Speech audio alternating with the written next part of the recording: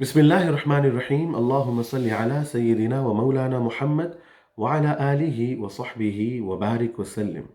خدائے لم یزل کا بے حد شکر و احسان ہے کہ جس کی توفیق سے میں، آپ اور ہم سب ماہ رمضان کی برکتیں سمیٹ رہے ہیں۔ اللہ رب العزت اس ماہ میں کیے گئے تمام اعمال صالحہ اور حسنہ کو قبول فرمائے۔ اللہ رب العزت نے ہمیں اپنی بے شمار نعمتوں سے نوازا ہے، لا تعداد نعمتوں سے نوازا ہے، اور پھر خود قرآن پاک میں دو مقامات پر کہا وَإِن تَعُدُّوا نِعْمَةَ اللَّهِ لَا تُحْصُوهَا، کہ اگر تم اپنے رب کی نعمتوں کو شمار کرنا چاہو، اگر تم اپنے رب کی نعمتوں کو گننا چاہو، کاؤنٹ کرنا چاہو، لا تحصوها، تو تم انہیں گن نہیں سکتے، تم ان کا شمار نہیں کر سکتے، تم انہیں کاؤنٹ نہیں کر سکتے۔ لا تحصوها، وہ تمہارے احاطے میں نہیں آ سکتی۔ کیوں؟ کیونکہ وہ لا تعداد ہیں، وہ بے شمار ہیں۔ اللہ رب العزت کی ان لا تعداد اور بے شمار نعمتوں میں ایک نعمت جو ہے وہ اولاد ہے۔ اسی موضوع اور عنوان کے ساتھ میں آپ کے سامنے حاضر ہوں کہ تربیت اولاد۔ اللہ رب العزت انسان کو اس دنیا میں شعور کی عمر میں نہیں بھیجتا، باشعور نہیں بھیجتا، بلکہ جب انسان ایسا نہیں ہوتا کہ دنیا میں آتا ہے تو 20 یا 25 سال کی عمر میں آتا ہے، نہیں، بلکہ اللہ تعالیٰ انسان کو اس دنیا میں بچے کی حیثیت سے بھیجتا ہے، ایک نو مولود کی حیثیت سے بھیجتا ہے، جب وہ کسی چیز کا شعور نہیں رکھتا، کسی چیز کی سمجھ نہیں رکھتا، نہ چل سکتا ہے، نہ بول سکتا ہے، نہ کھا سکتا ہے، نہ پی سکتا ہے، نہ خود پہن سکتا ہے، کسی چیز کی عقل اور سمجھ نہیں رکھتا، بلکہ ان تمام امور کے لیے وہ کسی نہ کسی کے مرہون منت ہوتا ہے۔ اب اس بچے کو شعور کی عمر تک پہنچانے کے لیے، ایک اچھا انسان بنانے کے لیے، ایک اچھا مسلمان بنانے کے لیے، ایک با کردار شخص بنانے کے لیے، ایک اچھا شہری بنانے کے لیے، اچھے اور برے میں تمیز سکھانے کے لیے کچھ افراد کی ضرورت ہوتی ہے۔ وہ افراد چاہیے جو بچے کو یہ سب سکھائیں۔ تو یہ ذمہ داری جو ہے والدین سے بڑھ کر معاشرے میں کوئی ادا نہیں کر سکتا۔ اسی لیے اس بچے کو لاشعوری کی عمر سے شعور کی عمر تک پہنچانے کے لیے اللہ رب العزت نے یہ ذمہ داری والدین کو دی ہے، اور پھر والدین اور بچوں کو ایک بے لوث محبت کے اندر جوڑ دیا ہے، ان کے مابین ایک بے لوث محبت کو قائم کر دیا ہے کہ وہ یہ سارے کام کسی مال کی غرض سے نہیں کرتے، کسی معاوضے کی غرض سے نہیں کرتے، بلکہ یہ سارے کام جو ہیں وہ بے لوث محبت میں کرتے ہیں۔ اگر بچہ خدا نخواستہ تکلیف میں ہو، دکھ میں ہو، پریشانی میں ہو، تو پھر وہ اپنا دکھ اور پریشانی بھول جاتے ہیں، پھر اپنا سکون بھول جاتے ہیں، پھر اپنا مال، اپنی جان، اپنی ساری انرجی اور اپنی ساری طاقت اس بچے کی بہتری کے لیے، اس بچے کو اس تکلیف سے نکالنے کے لیے صرف کر دیتے ہیں۔ یہ وہ اس بے لوث محبت کا اظہار ہے۔ جب یہ اللہ رب العزت نے یہ ذمہ داری والدین کی لگائی کہ یہ سارا کام لاشعوری سے شعور تک پہنچانے کے لیے اس کی تربیت کے اندر ایک بے لوث کردار چاہیے، وہ بے لوث کردار ماں باپ سے بڑھ کر کوئی نہیں ہو سکتا۔ اس لیے ماں باپ کا اولین مقصد جو ہے وہ بچے کی تربیت ہے، اور بچے کی تعلیم اور تربیت ہے، اور اس کو ایک اچھا انسان بنانا اور اس کو ایک اچھا مسلمان بنانا ہے۔ ہم عام طور پہ تربیت اولاد کے حوالے سے گفتگو کیا کرتے ہیں، تو جدید تحقیق کے اندر آج کل جو ٹرمز یوز کی جاتی ہیں تربیت اولاد کے حوالے سے، سائیکالوجسٹ جس پر بات کرتے ہیں، اس میں ان سے چند چیزیں میں آپ کے سامنے رکھوں گا اور وہی ٹرمز کے ساتھ آپ کے سامنے مینشن کروں گا، اور پھر ہم قرآن و سنت سے دیکھیں گے کہ قرآن و سنت اس کے بارے میں کیا کہتا ہے۔ تو تربیت اولاد کے حوالے سے، کہ بچوں کی تربیت کے حوالے سے ہم نے یہ جان لیا کہ والدین جو ہیں وہ اولین ذمہ دار ہیں، اخلاقی طور پہ بھی، معاشرتی طور پہ بھی، اور مذہبی طور پہ بھی۔ یہ والدین کی ذمہ داری ہے کہ بچے کی تربیت میں اچھا کردار ادا کرے اور محنت کرے، اور اس کو ایک اچھا انسان اور مسلمان اور ایک اچھی شخصیت بنا کر معاشرے میں بھیجیں۔ کیونکہ وہ صرف ایک اولاد کی تربیت نہیں کر رہے ہوتے، ان کا وہی بیٹا، ان کی وہی بیٹی آگے چل کے معاشرے کا ایک بہت بڑا کردار بنتا ہے، اور کئی خاندان اس پر ڈیپینڈ کرتے ہیں، تو وہ آگے کئی خاندانوں کی بنیاد رکھتا ہے۔ تو وہ یہ ساری خاندانوں کی بنیاد ایک فرد پر ہوتی ہے، تو اس کی تربیت کتنی اہم ہے، اس کو ہم نے سمجھنے کی کوشش کرنی ہے کہ یہ ذمہ داری والدین کی ہے کہ والدین اس کو آسان نہ سمجھے، اس کو ایزی نہ لیں کہ معاشرے کے ساتھ بچہ چل رہا ہے تو بڑا ہو جائے گا، ایسا نہیں ہے، بلکہ انہوں نے اس پر توجہ دینی ہے۔ مجھ سمیت ہم سب نے اپنی اولاد پر توجہ دینی ہے اور ان کی تربیت میں ایک اہم کردار ادا کرنا ہے، اپنا اخلاقی، اپنا معاشرتی اور اپنا سماجی اور مذہبی فرض سمجھتے ہوئے۔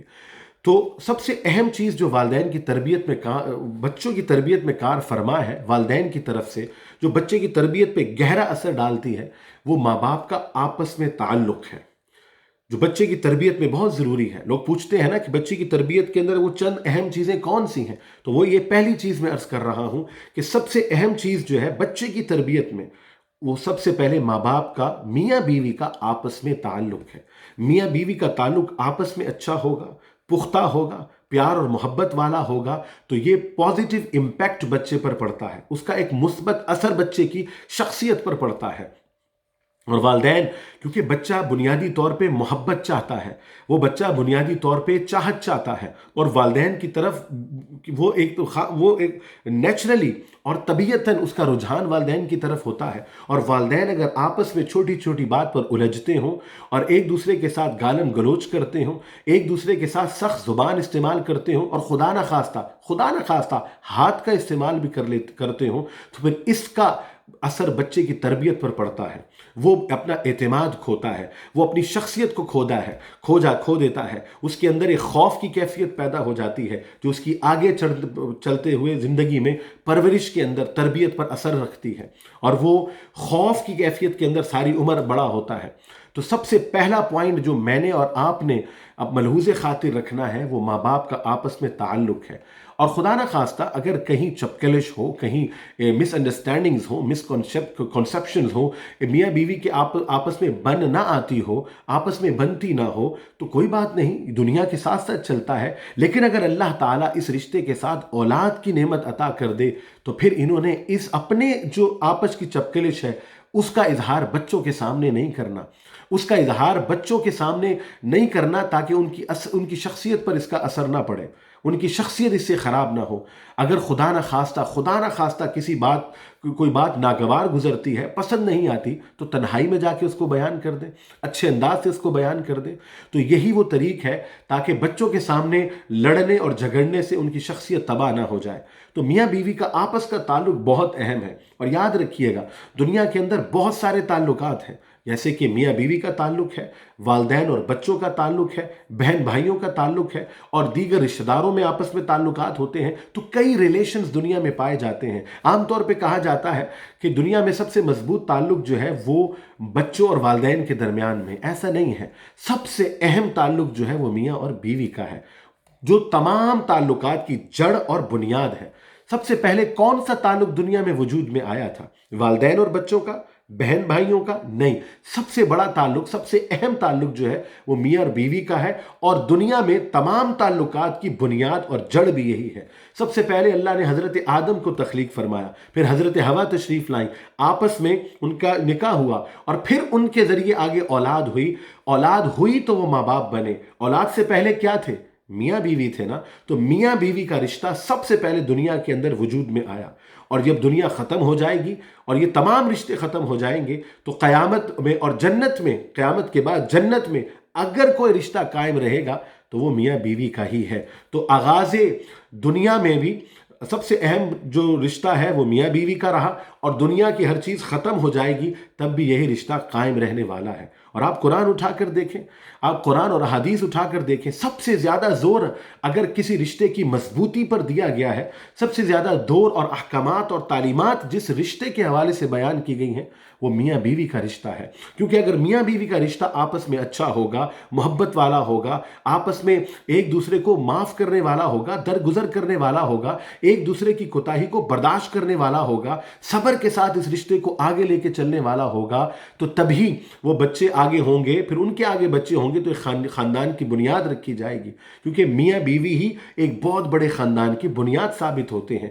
تو جتنا رشتہ یہ مضبوط ہوگا، آگے آنے والا خاندان بھی اتنا ہی مضبوط ہوگا۔ تو تربیت اولاد کے اندر جو سب سے اہم چیز کار فرما ہے، جو سب سے اہم اصول ہے جو قرآن و سنت سے ملتا ہے، اور آج کی ماڈرن سائنس بھی یہی بات کرتی ہے کہ अब वो बच्चे, अब बहुत रिसर्च इसके ऊपर की गई है, वो बच्चे जो आगे चलकर किसी ज़्यादा परफॉर्म ना कर सकें या आगे चलकर कामयाबी हासिल ज़्यादा ना कर सकें, उनकी तबीयत में अगर किसी चीज़ की कमी रह जाए, परवरिश में किसी चीज़ की कमी रह जाए, तो जब रिसर्च की गई और पीछे जाकर उनकी तरबियत के वो तमाम मराहिल देखे गए, तो ये बात साबित हुई कि उनके वालिदैन के आपस में जो रवैये थे उसका असर उस बच्चे पर मनफी पड़ा और जिसके बाद वो बच्चा जो है वो उन मराहिल को तय नहीं कर सका।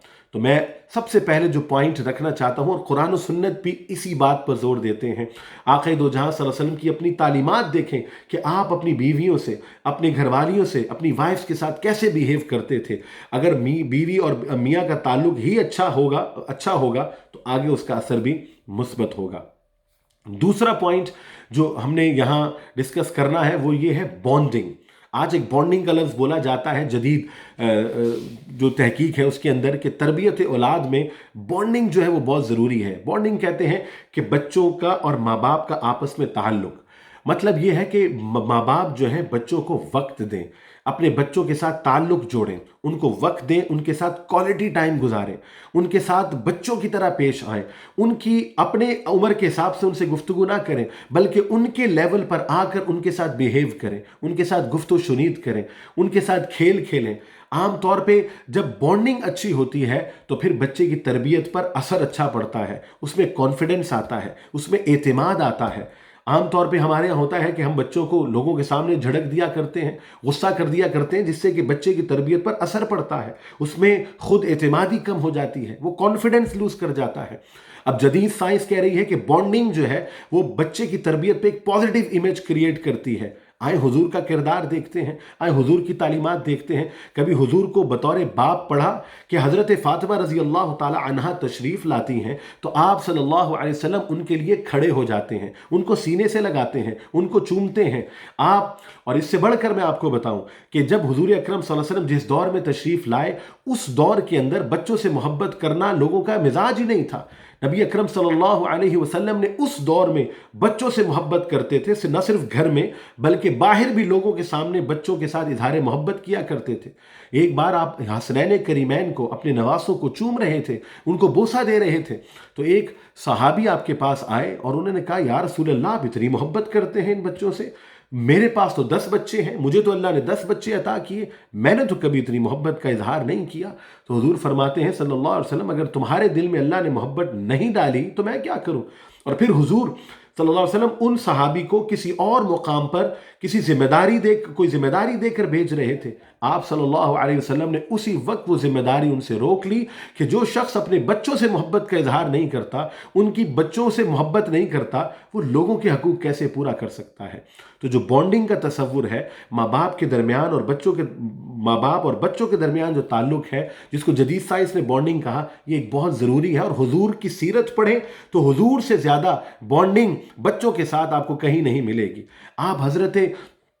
अब मैं आपको पहले अर्ज कर रहा था कि उस दौर में जब लोग मोहब्बत का इजहार नहीं करते थे, और ख़ास तौर पे बेटी की अगर बात करूं तो बेटी को तो खुदा न खास्ता अस्तगफिरुल्लाह अज़ीम लानत समझा जाता था। जिसके घर बेटी हो जाए तो वो मायूब महसूस किया करते थे, छुपाते थे लोगों से और फिर जिंदा दरगोर भी कर दिया करते थे। अब उस माहौल को अपने जहन में रखें कि जब बेटी जो है उसको सब नापसंद कर रहे हैं और अस्तगफिरुल्लाह दफना रहे हैं, जिंदा दरगोर कर रहे हैं, उस दौर के अंदर नबी अकरम सल्लल्लाहु अलैहि वसल्लम लोगों के सामने अपनी बेटी का हाथ खड़ा पकड़ कर कहते थे, फातिमा तु बदअतुम मिन्नी, जो फातिमा है वो मेरे जिगर का टुकड़ा है। आज मैं अपनी बेटी से इजहार मोहब्बत करूँ ना, आप इजहार मोहब्बत करें तो सारी दुनिया करती है, लेकिन उस दौर में जब बेटी को लानत समझा जाए, मनहूस करार दिया जाए, बदबख्ती की अलामत समझा जाए, उस दौर में इजहार मोहब्बत करना और फिर घर में छुप कर नहीं, लोगों के सामने इजहार करना, यही बॉन्डिंग का तसव्वुर है जो हुजूर ने दिया है। और फिर बॉन्डिंग के अंदर यह है कि आप उनको वक्त दें, उनके साथ खेलें, उनके साथ टाइम स्पेंड करें, क्वालिटी टाइम स्पेंड करें। हजूर अकरम सल्लल्लाहु अलैहि वसल्लम की सीरत मुबारक देखें ना, कभी इमाम हसन, इमाम हुसैन को, हसनैन करीमैन को अपने कंधों पर बिठाते हैं, کبھی آپ ان کو اپنے سینے سے لگاتے ہیں اور کبھی خود جھک کر اپنے اوپر ان کو سوار کرتے ہیں، اور پھر صرف گھر میں نہیں کرتے بلکہ باہر لے کر جاتے ہیں، لوگوں کو تعلیم دیتے ہیں۔ آپ نے وہ احادیث مبارکہ سب سن رکھی ہیں کہ حضور اکرم صلی اللہ علیہ وسلم حضرت امام حسن اور امام حسین کو کندھوں پر بٹھا کے بازار میں گئے، اور پھر حضرت عمر فاروق ملتے ہیں تو کہتے ہیں کیا ہی اچھا سوار ہے، کیا ہی اچھی سواری ہے۔ تو حضور نے فرمایا سوار بھی تو کتنا پیارا ہے، مطلب فوراً محسوس کیا کہ صرف میری تعریف نہ کرو بلکہ میرے بچوں کی بھی تعریف کرو۔ تو وہ یہ کردار ہے جو حضور اکرم صلی اللہ علیہ وسلم نے دیا، جس کو آج مجھے اور آپ کو اپنے اندر پیدا کرنا ہے۔ جدید سائنس آج بات کرتی ہے کہ بانڈنگ ہوگی تو تربیت میں بہت اثر پڑے گا۔ ارے کبھی حضور کی کردار بھی تو پڑھے نا، حضور کی تعلیمات کو بھی تو دیکھیں۔ تو جتنی تعلیم حضور نے تربیت اولاد کے حوالے سے دی ہے، آج کی ساری سائنس اس کے آگے سرنگوں ہے۔ تو حضور اکرم صلی اللہ علیہ وسلم کا کردار سے یہ بات ثابت ہوتی ہے کہ حضور بچوں سے ان کے لیول پر آ کر، ان کے مزاج کے مطابق، ان کی عقل اور شعور کے مطابق کلام کرتے تھے، گفتگو کرتے تھے، ان کے ساتھ ٹائم سپینڈ کرتے تھے اور ان کے ساتھ کھیلا کرتے تھے۔ تو یہ جو بانڈنگ کا دوسرا تصور جو ہے وہ میں نے آپ کے سامنے رکھا تربیت اولاد کے حوالے سے۔ پہلا پوائنٹ جو ہے وہ بیان کیا کہ ماں باپ کا جو آپس کا تعلق ہے وہ بہت ضروری ہے، اچھا تعلق ہوگا تو تربیت اولاد جو ہے وہ بہتر انداز سے ہوگی۔ خدا نخواستہ آپس میں الجھتے رہے تو اثر منفی جو ہے بچوں پر پڑا کرتا ہے۔ اور دوسری بات جو ہے میں نے بانڈنگ کی بات کی کہ تربیت اولاد میں ماں باپ اور بچوں کا آپس میں تعلق جو ہے وہ بڑا گہرا ہونا چاہیے۔ اس کے حوالے سے کئی تفاصیل ہیں لیکن میں نے چند چیزیں عرض کر کے آگے بڑھتا ہوں۔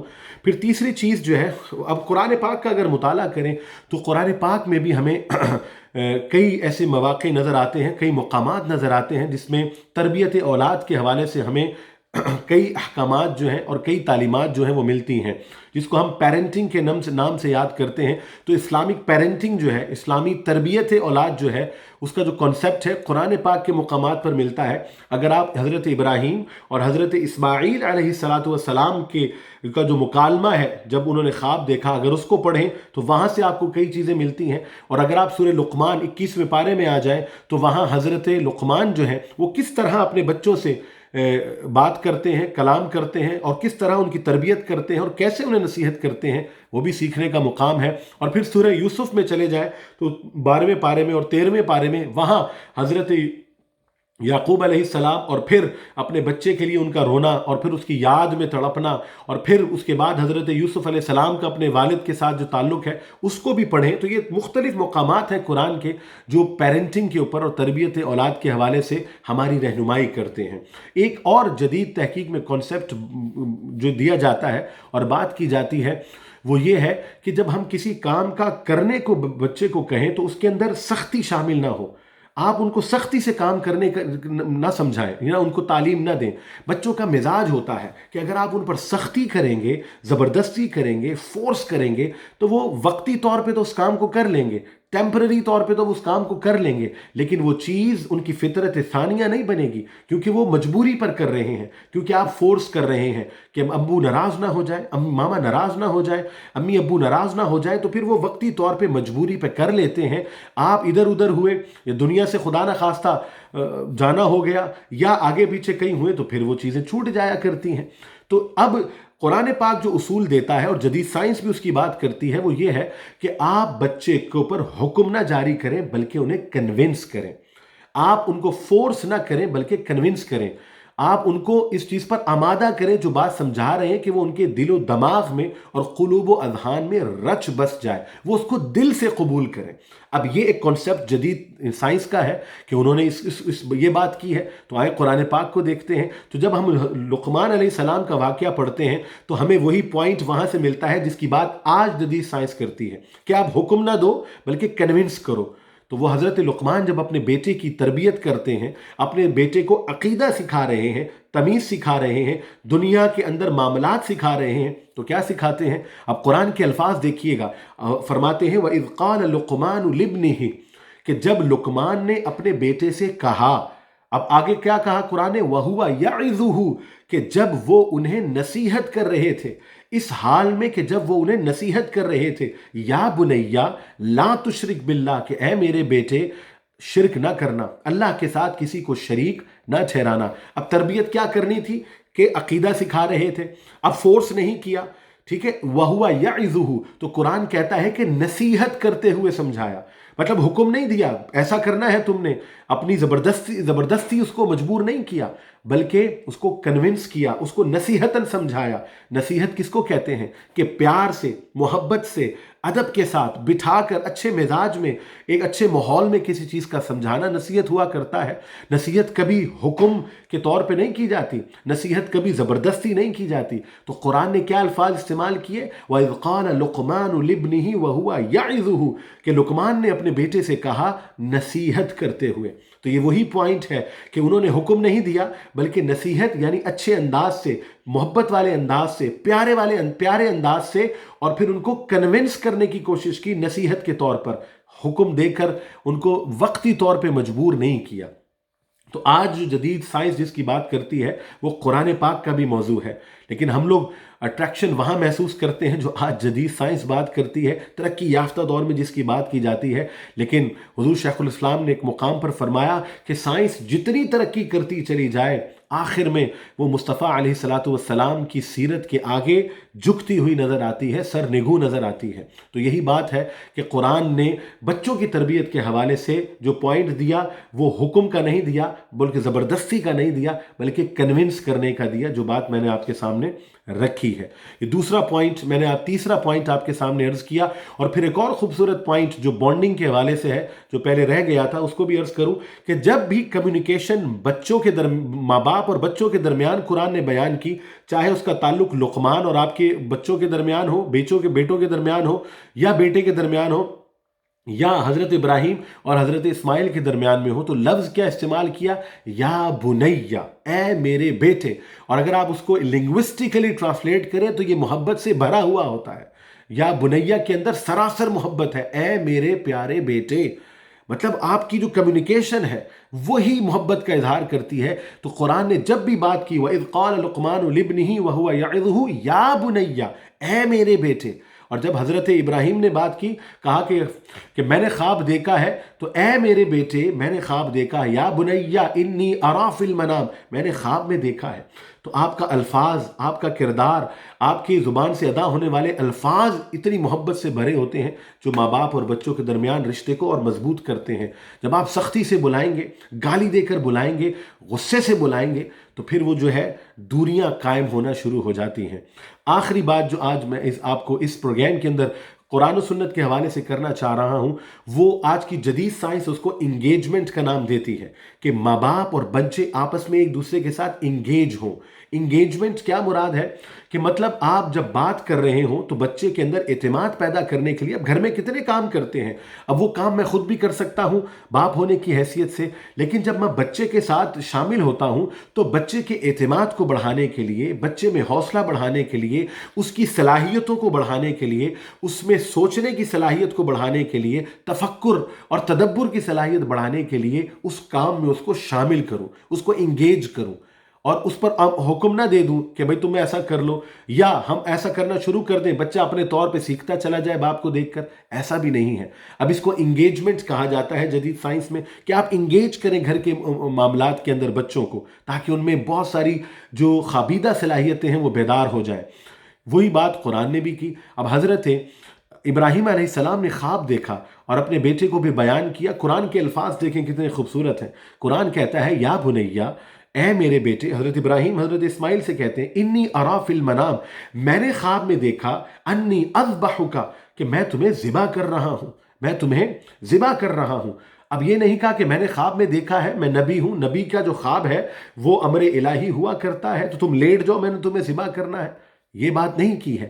اب آپ نے کیا کہا؟ فانظر ماذا ترى، تمہاری کیا رائے ہے، تم کیا سوچتے ہو، تم کیا سمجھتے ہو، تمہاری کیا رائے ہے۔ اسی بات کو انگیجمنٹ کہا جاتا ہے، کہ بھائی جو بھی کام کیا جا رہا ہے تو اس کا حکم دینے سے پہلے پوچھا جائے کہ تم کیا سمجھتے ہو۔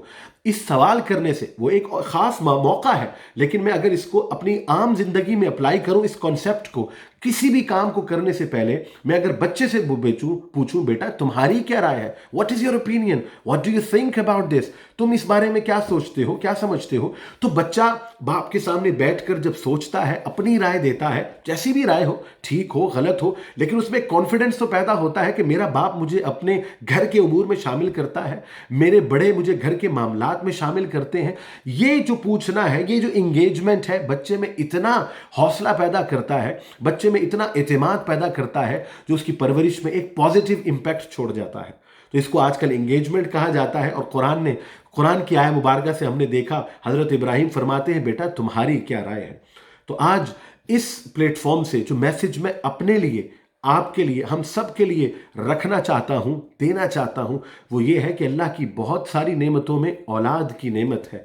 आज औलाद जो है, वालिदैन और बच्चों के दरमियान कई दफ़ा गैप आ जाता है, डिस्टेंस आ जाता है। उसकी बहुत सारी वजूहात होती हैं, कई दफ़ा इन वजूहात का हल हमें नज़र नहीं आ रहा होता। तो सबसे पहले वालिदैन को अपनी जिम्मेदारी समझनी है कि हमारी छोटी सी गफलत जो है हमें किस हद तक ले जा सकती है, और हम खुदा की बारगाह में अकाउंटेबल हैं इसके, हम जवाबदेह हैं इसके कि हमारी जो जिम्मेदारी है उस हद तक हमने अदा करनी है।